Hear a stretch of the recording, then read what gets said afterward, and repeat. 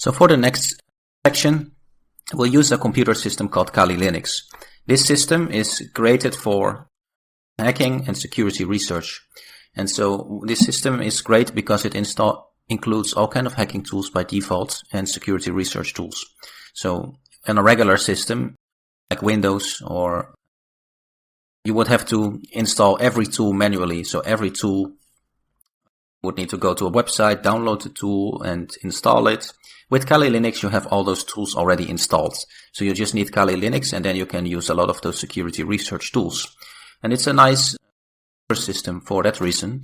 You'll see it works just like your regular computer system.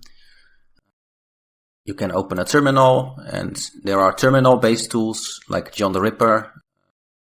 If I type John, you'll see John the Ripper. So there are many terminal-based tools, but also graphical tools. So if you go to the left top, you'll see that there's many different tools here depending on what you want to do.